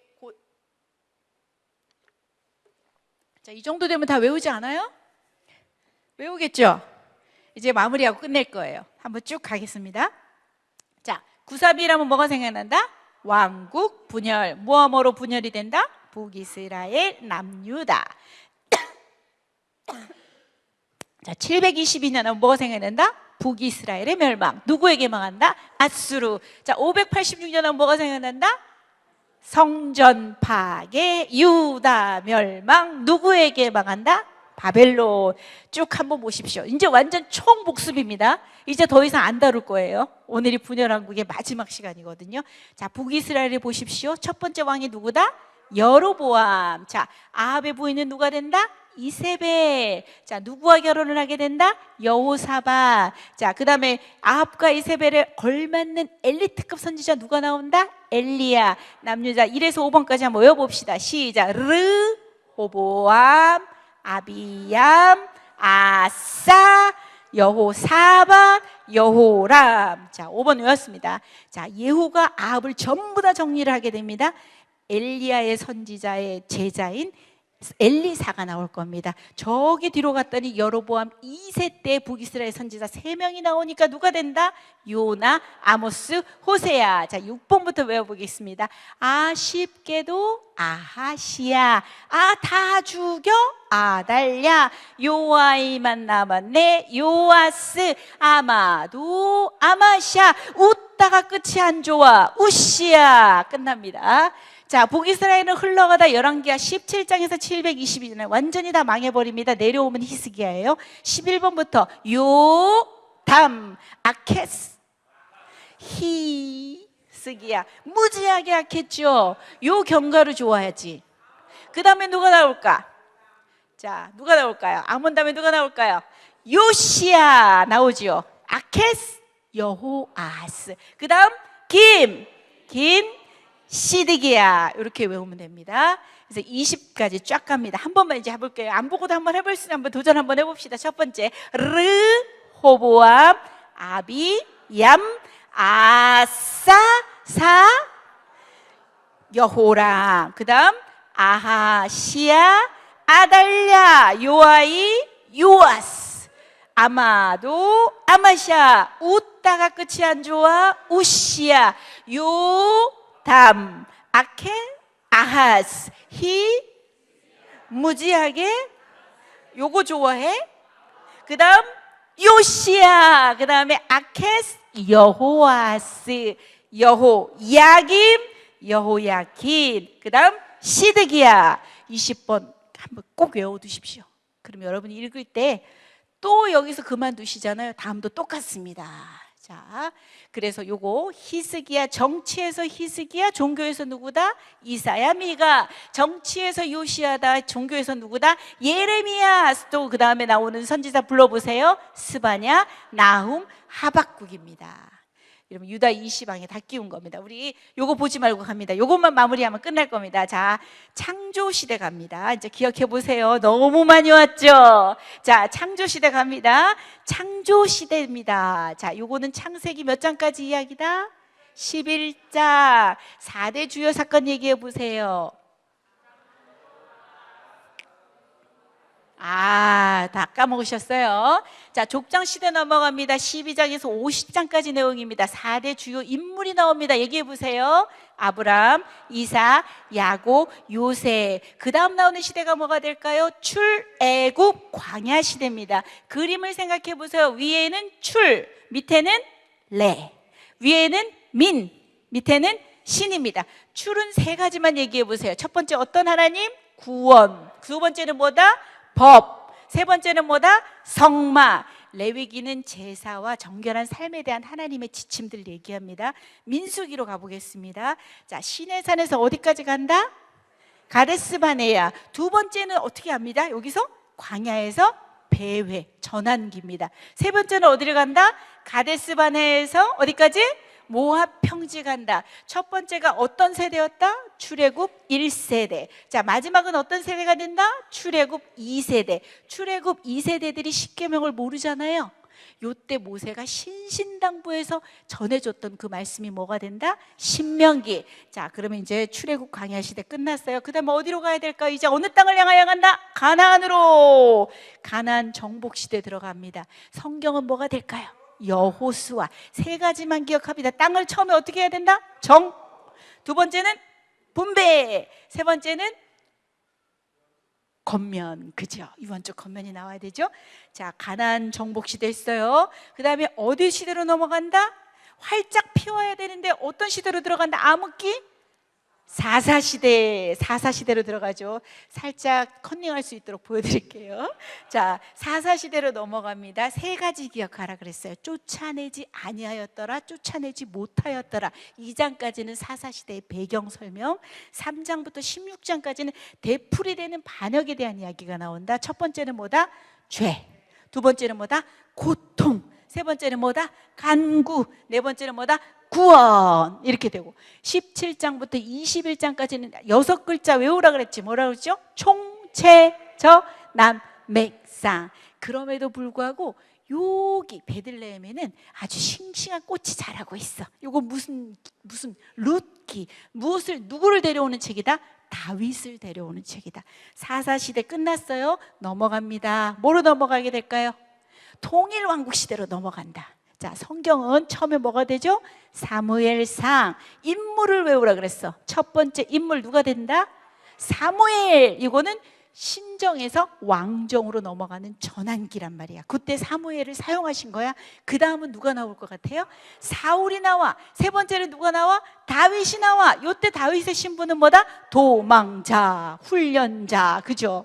그 다음에 사무엘 하로 넘어갑니다. 온통 누구에 관한 스토리다? 다윗에 관한 스토리다. 1장에서 12장까지는 다윗의 뭐죠? 장구. 11장에서 어떤 사건이 있는데? 밧세바. 자, 그 다음에 13장부터 끝까지는 뭐다? 다윗의 순환 시대를 다룬다. 자, 다윗의 홀 스토리하고 세트가 되는 역대 뭐가 있을까? 상이 있는 거야. 역대 상에는 족보가 들어가면서 정통성과 정체성을 얘기를 하는 거죠. 그 다음에 다윗의 예루살렘 정권을 얘기는 하는 거예요. 그 다음 넘어갑니다. 어디로 가야 될까요? 열왕기 상으로 넘어갑니다. 1에서 11장까지가 누구의 이야기가 될까? 마지막 통일왕국의 왕 누가 된다? 솔로몬이 된다. 자, 그럼 역대하는 1장에서 9장까지 솔로몬의 이야기다. 요까지가 우리가 통일왕국을 봤어요. 분열왕국은 열왕기상에서 몇 장부터 시작이 된다? 12장부터 시작이 된다. 역대하에서 10장부터 시작이 된다. 쭉 흘러간다. 열왕기상이 흘러가고 열왕기하가 가고 그 다음에 역대하가 쭉 간다. 근데 우리가 다음 주에 배울 거는 뭐냐면 요 분열왕국 끝에 김긴 시드기야를 중점으로 해서 포로 시대로 갈 거예요. 포로 시대를 586으로부터 따지면 안 돼요. 김 때부터 따져요. 그래야 70년이 나와요, 대략. 그래서 605년부터 가게 되는 겁니다. 그것을 연도수를 한 3개 정도를 더 외우게 될 거예요. 자, 한번 뜬금없이 니느웨가 몇 년도에 멸망했다고요? 612년. 요시아는 몇 년에 죽었을까요? 609년. 자, 이런 것들도 자꾸 눈에 봐두시면 여러분에게 도움이 됩니다. 그래서 우리가 분열시대 왕국까지 왔고요. 자, 숙제 및 예고입니다. 오늘 우리가 뭐 배웠어요? 나훔, 그 다음에 스바냐, 그 다음 하박국, 그 다음 예레미야, 그 다음 예레미야, 애가를 일정표대로 일주일 동안 읽어 나가십시오. 다음 시간에는 포로 시대로 들어가게 됩니다. 요시야, 케즈인, 다니엘과 에스겔을 배우게 될 거고요. 에돔 멸망에 관한 오바댜를 배울 것이고, 욥기는 아마 이 포로 시대 때 이 주제 고난에 대해서 했기 때문에 우리 책에서는 욥기를 여기다 배치를 했습니다. 왜냐하면 욥기의 시대를 보면 저 앞에 족장 시대가 맞다고 나오거든요. 근데 우리 책에서는 욥기를 여기서 들어가게 됩니다. 그래서 오늘 분열왕국 3번까지 마쳤는데 어떻게 좀 머릿속에 들어와요? 자, 남은 거는 뭐죠? 여러분들이 숙제해야죠. 여러분들 그 표를 어떻게든 쭉 연결해서 여러분들 거로 만드세요. 그러면 아마 여러분들이 자신 있게 어느 누구에게도 이 얘기를 할 수 있을 겁니다. 자, 오늘 수업 마치겠습니다.